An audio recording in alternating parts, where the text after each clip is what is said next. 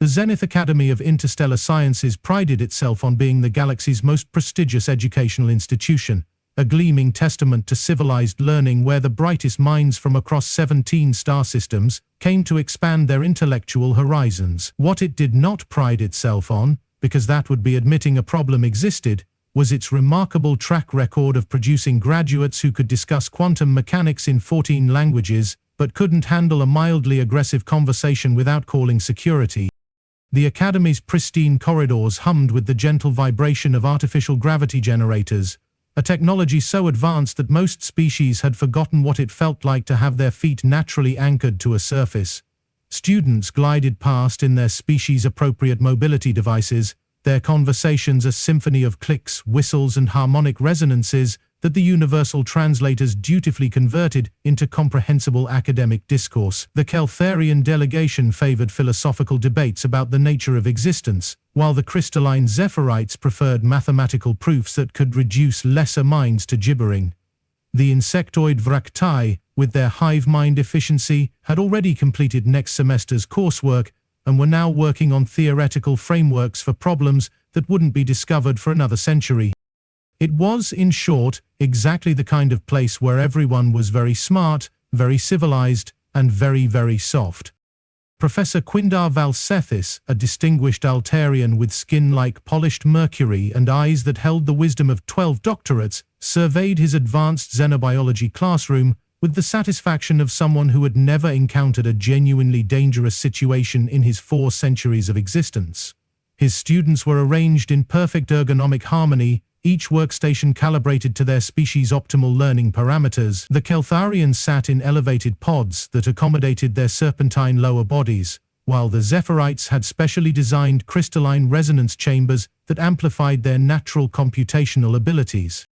And then there was Vexthul Morinkar, heir to the Keltharian noble house of Morinkar, whose family had spent the last 6 generations perfecting the art of being insufferable while maintaining plausible deniability. Vexthul possessed the unique combination of impressive academic credentials and the social awareness of a neutron star. His scaled features held the kind of aristocratic arrogance that came from never having been told no by anyone who couldn't be bought, threatened, or made to disappear. The morning's lesson on comparative physiology was proceeding with the usual academic rigor when the classroom's harmony was shattered by an announcement that sent ripples of concern through the student body. They were getting a transfer student from a Deathworld. The faculty had spent 3 weeks in emergency sessions preparing for this moment. Safety protocols had been reviewed, emergency procedures had been rehearsed, and the medical bay had been stocked with enough trauma supplies to handle what one administrator nervously referred to as the inevitable carnage. The fact that the transfer student was a human, a species that had gained galactic attention precisely because they came from a planet that actively tried to kill everything on it, had prompted the Academy to take out additional insurance policies. Zara Blackwood entered the classroom like a small brunette apocalypse wrapped in a standard-issue Academy uniform. At first glance she appeared utterly unremarkable, average height for a human, dark hair pulled back in a practical ponytail, and the kind of quietly alert expression that suggested she was taking in every detail of her surroundings. What the other students couldn't see, because they'd never needed to develop such instincts, was the way her eyes catalogued exit routes, potential weapons, and threat assessments with the casual efficiency of someone who had spent her formative years on a world where the flowers could explode and the rain was occasionally acidic. Earth, or Terra 3 as it was officially designated in galactic records, held the dubious distinction of being classified as a Class 10 Axis class Deathworld. This meant that everything on it was either poisonous, carnivorous, or had evolved some particularly creative way of ending life. Humans had not only survived this environment, they had thrived in it, developing reflexes, resilience, and a survival instinct that made other species deeply uncomfortable.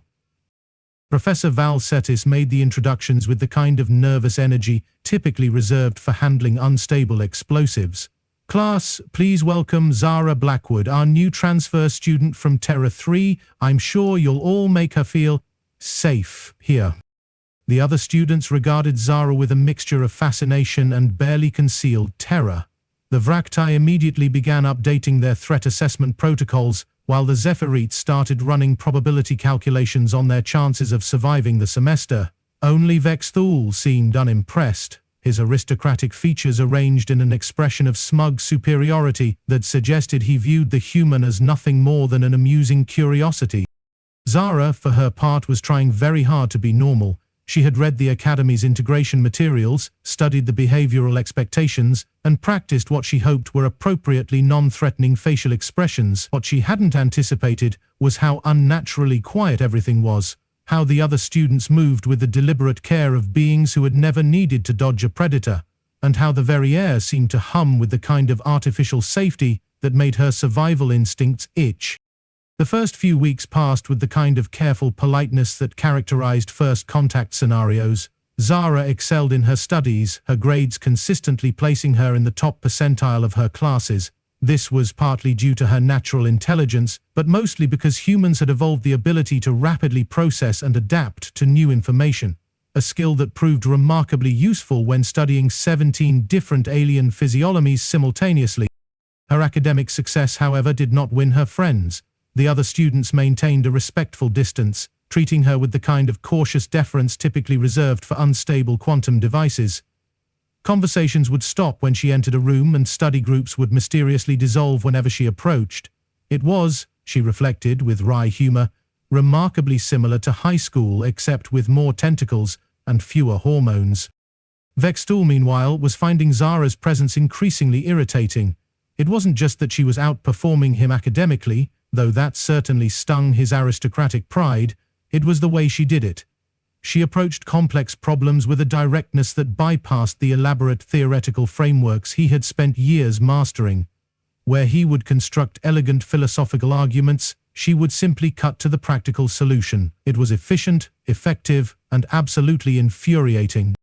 The breaking point came during a particularly challenging lesson on predator-prey relationships in various ecosystems. Professor Valsethis presented a theoretical scenario involving a hypothetical predator with specific hunting behaviors, asking the class to predict the optimal survival strategies for potential prey species. The other students launched into elaborate analyses, constructing mathematical models and referencing obscure biological theories. Zara, however, simply raised her hand and said, "You'd want to vary your movement patterns, avoid predictable routines, and always maintain awareness of your surroundings. Also, know how to fight back if cornered." The classroom fell silent. It was such a simple answer, so practical and direct, that it seemed almost primitive compared to the sophisticated theoretical frameworks the others were constructing, and yet, it was completely correct. Vexthul's scaled features flushed with indignation. "That's hardly a scientific approach," he said, his voice carrying the kind of condescension that could crystallize oxygen. "We're discussing theoretical frameworks, not barbaric survival tactics." Zara turned to look at him, her expression remaining perfectly neutral. "Sometimes the most elegant solution is the simplest one." "Simplicity is the refuge of the intellectually limited," Vexthul replied, his aristocratic training allowing him to deliver the insult with a smile. "Perhaps Deathworld inhabitants simply lack the cognitive capacity for true academic rigor." The other students shifted uncomfortably. Even by Academy standards, the comment was needlessly cruel. Professor Valsethis cleared his throat nervously, clearly wanting to intervene but uncertain how to do so without potentially triggering an interspecies incident. Zara, however, simply nodded thoughtfully. "You might be right," she said mildly. "We tend to focus on what works rather than what sounds impressive." It was such a perfectly measured response that it somehow made Vexthul's insult seem even more petty by comparison. The Keltharian noble's flush deepened, his pride stung by what he perceived as dismissive condescension. In his privileged world, such perceived slights demanded immediate correction. Which is how, 3 days later, Vexthul found himself in the uniquely stupid position of deciding that the appropriate response to academic disagreement was physical intimidation. The incident occurred during the break between classes, when most students were either reviewing notes or socializing in the Academy's common areas. Zara had remained in the classroom quietly organizing her materials when Vexthul approached her workstation. His body language radiated the kind of aggressive confidence that came from never having encountered genuine consequences for his actions. "I've been thinking about our discussion," he said, his voice carrying the sort of false reasonableness that preceded most acts of bullying. Perhaps you need a more direct lesson in academic hierarchy. Zara looked up from her notes, her expression neutral. I'm not sure what you mean. Of course you don't, Vextool said, moving closer. That's exactly the problem. You Deathworlders think you can just waltz in here and disrupt centuries of civilized academic tradition with your crude, simplistic approaches. He reached out and deliberately knocked her carefully organized notes to the floor, scattering them across the pristine classroom surface. Maybe if you spent less time trying to look clever and more time learning your place, you'd understand how things really work here.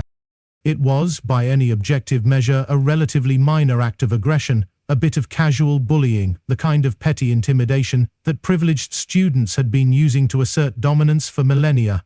In the context of the Academy's carefully controlled environment, it was probably the most violent act anyone had witnessed in decades.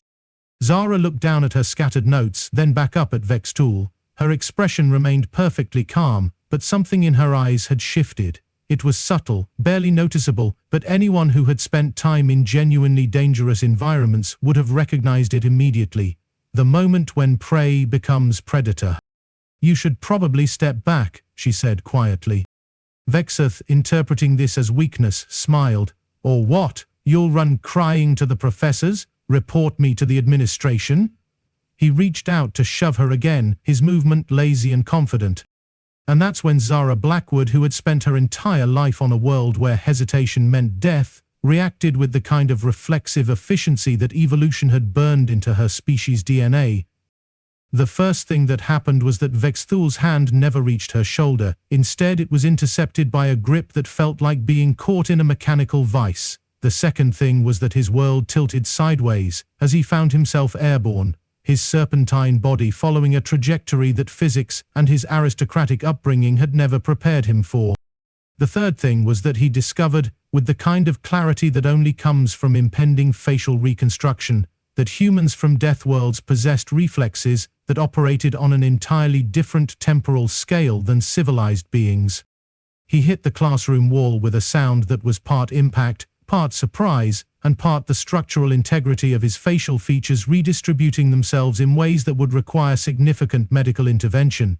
The universal translators, bless their sophisticated programming, managed to convert his inarticulate sounds of shock into several different languages, though none of them were particularly flattering.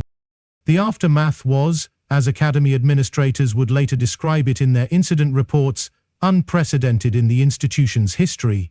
Professor Valsethis, who had been reviewing lesson plans in his office, arrived to find one of his students embedded in the wall, while another stood calmly gathering her scattered notes. The medical response team, when they finally arrived, required several minutes to extract Vexthool from the impact crater, and several hours to piece together a coherent account of what had happened. The galaxy's most prestigious educational institution, it turned out, had never developed protocols for dealing with a student who could casually launch another student across a classroom. Their emergency procedures assumed that any violence would be verbal, theoretical, or at worst involve strongly worded academic papers. The concept of someone actually throwing someone else had never occurred to them. Zara, meanwhile, had finished collecting her notes and was quietly reviewing the material for their next class. When questioned by the increasingly frantic administrators, she explained with perfect sincerity that she had been defending herself from what she perceived as a physical assault.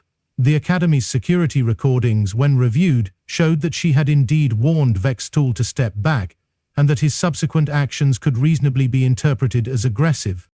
What the recordings also showed, with the kind of horrifying clarity that made Academy officials question their life choices, was the sheer speed and efficiency of Zara's response. Advanced frame-by-frame analysis revealed that the entire incident had lasted approximately 3 seconds, during which time she had assessed the threat, calculated the optimal response, and executed a defensive maneuver that would have impressed military instructors across the galaxy. The medical team's preliminary assessment of Vexthool's injuries included a creatively fractured facial structure, several compressed vertebrae, and what the chief physician described as structural damage consistent with high-velocity impact. The prognosis was good. Modern medicine could repair almost anything, but the reconstruction would take weeks and his aristocratic features would never quite look the same. News of the incident spread through the academy with the speed of faster-than-light communication. Within hours, every student, faculty member and administrator knew that the quiet human from Terra 3 had casually launched one of the most arrogant students in the institution across a classroom. The reaction was a mixture of shock, awe, and a sudden profound respect for the kind of evolutionary pressure that produced beings capable of such casual violence. The political ramifications were immediate and far-reaching. The Keltharian noble house of Morinkar, upon learning that their heir had been hospitalized by a human, demanded justice, compensation, and possibly a formal apology from the entire Terra 3 government. The Academy's administration, meanwhile, found themselves in the delicate position of explaining to one of their most prestigious donor families that their son had been injured while attempting to physically intimidate another student. The investigation that followed was thorough, professional, and ultimately concluded that Zara had acted in accordance with both Academy regulations and basic self-defense principles. The fact that her defensive response had been so spectacularly effective was deemed irrelevant to the question of whether it had been justified. Vexthul, when he finally returned to classes 3 weeks later, was a noticeably different person. His facial reconstruction had been expertly done, but his aristocratic arrogance had been replaced by something resembling humility. He no longer interrupted other students, avoided making condescending comments, and seemed to have developed a profound appreciation for the concept of personal space. The other students, meanwhile, had undergone their own transformation. The careful distance they had maintained from Zara was replaced by a new kind of respect, not the fearful deference of prey animals, but the genuine acknowledgement that they were in the presence of someone who operated on a fundamentally different level. Study groups began inviting her to join. Conversations no longer stopped when she entered a room, and several students actually began asking her about life on Terra 3. Professor Valsatis, ever the academic, turned the entire incident into a teaching moment. His subsequent lectures on evolutionary adaptation and survival strategies took on a new depth, informed by the practical demonstration he had witnessed. He began incorporating actual Deathworld examples into his curriculum, much to the fascination of his students. The Academy's administration, once they had recovered from the initial shock, quietly began reviewing their admission policies. If one human transfer student could so dramatically alter the social dynamics of their institution, what did that say about their understanding of the galaxy's emerging species? They began reaching out to other Deathworld civilizations, curious about what other surprising capabilities might exist among the galaxy's so-called primitive races. Zara, for her part, settled into her new life at the Academy with the same quiet competence she had always displayed. Her academic performance remained exceptional, her social interactions improved dramatically, and she developed a reputation as someone who was both brilliant and remarkably practical. She never spoke about the incident with Vexthul, treating it as a minor inconvenience rather than a defining moment. The galaxy's most prestigious educational institution learned several important lessons that semester. First, that intelligence came in many forms and that academic sophistication was not the same as practical wisdom. Second, that evolutionary pressure created capabilities that couldn't be measured by traditional metrics. And third, that sometimes the most civilized response to aggression was the kind of swift, decisive action that prevented future incidents. But perhaps the most important lesson was one that the Academy's founders had never intended to teach. That true strength wasn't about appearing powerful, but about having the capability to handle whatever challenges arose, and sometimes that capability came from the most unexpected places. The irony, of course, was that the Academy had spent centuries creating an environment so safe and controlled that its students had lost touch with the fundamental realities of existence. It had taken a transfer student from a world where everything was trying to kill everything else to remind them that intelligence without wisdom was just elaborate ignorance, and that sometimes the most sophisticated response to a problem was the simplest one. As the semester progressed, Zara continued to excel in her studies, her practical approach to complex problems earning her both academic recognition and genuine friendships. Vexthul, meanwhile, discovered that humility was not only survivable but actually improved his academic performance. The other students began incorporating more practical considerations into their theoretical frameworks, creating a new synthesis of academic rigor and real-world applicability. The Academy's reputation evolved as well. No longer just a place where the galaxy's elite sent their offspring to accumulate impressive credentials, it became known as an institution that produced graduates who could actually solve problems. The waiting list for admission grew longer, and applications from Deathworld species increased dramatically. And at the center of it all was Zara Blackwood, the quiet human who had reminded an entire institution that sometimes the best way to handle a bully was to show them exactly why picking on someone was a bad idea. She had achieved something that centuries of academic policy and administrative procedure had failed to accomplish. She had made the Academy's environment genuinely safe by demonstrating that actions had consequences. The galaxy, it turned out, was full of lessons waiting to be learned. Some of them came from textbooks and lectures, others from careful observation and theoretical analysis. But the most important ones, the ones that really mattered, came from understanding that wisdom wasn't about knowing everything, it was about knowing when to act, how to act, and why some actions were necessary. And sometimes, just sometimes, that wisdom came from a Deathworld girl who had spent 3 seconds teaching a very important lesson about the difference between being civilized and being soft.